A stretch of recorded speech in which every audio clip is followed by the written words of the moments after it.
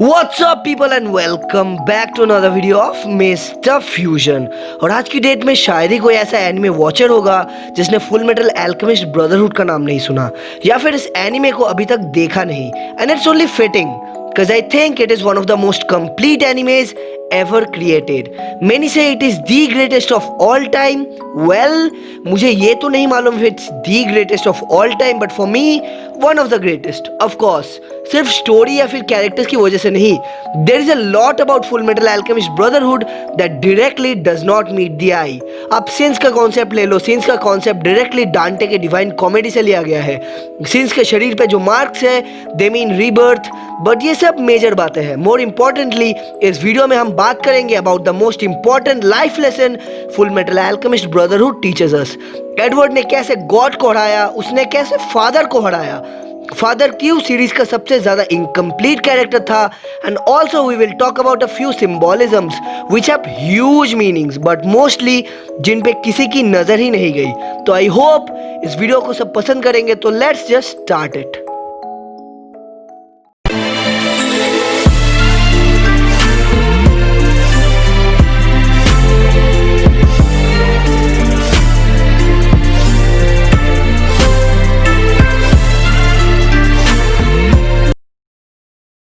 Let's talk about Ed and Al first, then we will dig deep inside the symbolic sins and father. तो Edward के shirt के पीछे और अल्फोंस के कंधे पे जो एक मार्क बना हुआ है, अगर आपको लगता है वो कि जैसा तैसा एक ऑर्डिनरी वाला मार्क है तो आप गलत हो.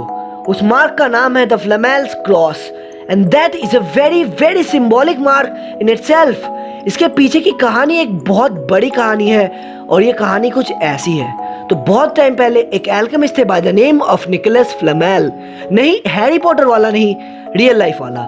यस, रियल लाइफ में भी एक निकोलस फ्लेमेल एग्जिस्ट करते थे. निकोलस फ्लेमेल एक एल्केमिस्ट थे and this cross was his own creation. This cross means to purify what is venomous or evil. This is the beauty of Full Metal Alchemist Brotherhood. Every little thing, छोटे से छोटे चीज भी इस anime में they have a huge meaning. But this is nothing compared to the other symbols. Ed and Al series के बीच में Laos church visit करने जाते हैं. वहां they meet a religious figure जो फिलोसोफर स्टोन के जरिए चमत्कार दिखा रहे थे और उसे God's power, God's will, God's mercy कह रहे थे. This is a great symbol कि कैसे आज के फेक रिलीजियस गुरुज नॉर्मल लोगों को गुमराह करते हैं into making them believe in lies और something that does not exist. Let's talk a little bit about powers now. तो एल्रिक ब्रदर्स एक्चुअली शो के एंड में हमें जिंदगी का असली मतलब समझा जाते हैं.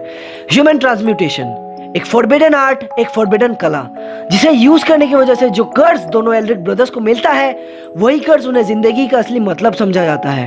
एडवर्ड एल्केमी के सारे राज जानता था. He had all the tools, all the power in the world, yet he refused to sacrifice another's life for his and his brother's own good. Life is a ride with zero shortcuts. दोनों भाइयों ने shortcut के जरिए अपने mummy को वापस लाने की कोशिश की थी and they paid the price. In the end, Edward realise करता है there is no shortcut in life, you have to move forward.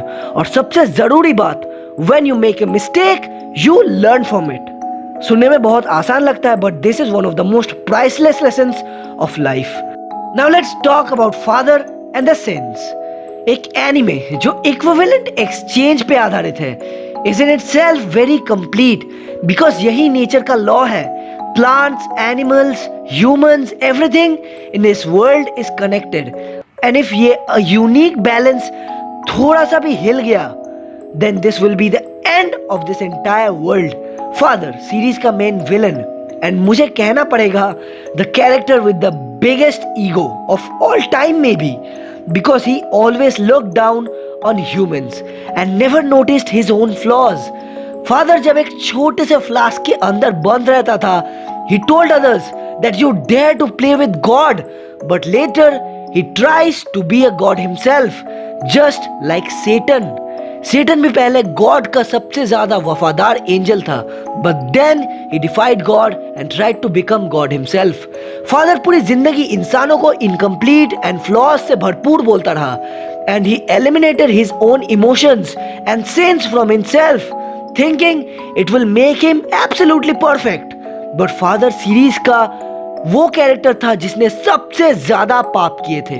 Yes, father को लगता रहा by eliminating his emotions he is perfect now, but he rejects the rules of equivalent exchange. वो nature से खिलवाड़ करता है, shakes the balance of the world and never ever learns from his mistakes.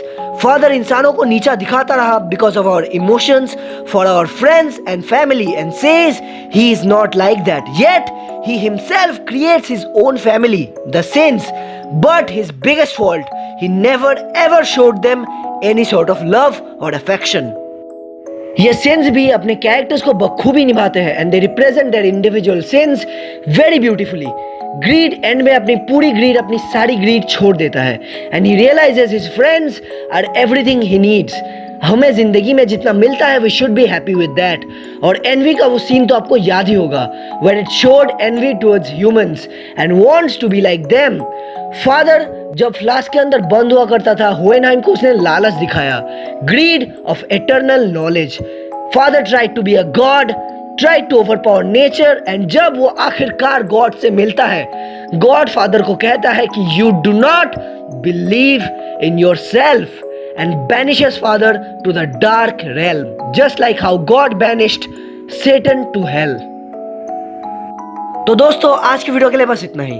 Video पसंद आई तो like और share बिना तो कहीं मत जाना, और एनिमे से रिलेटेड ऐसे इंटरेस्टिंग वीडियोस देखते रहने के लिए चैनल को भी सब्सक्राइब कर लो। Until next time, ciao and adios amigos.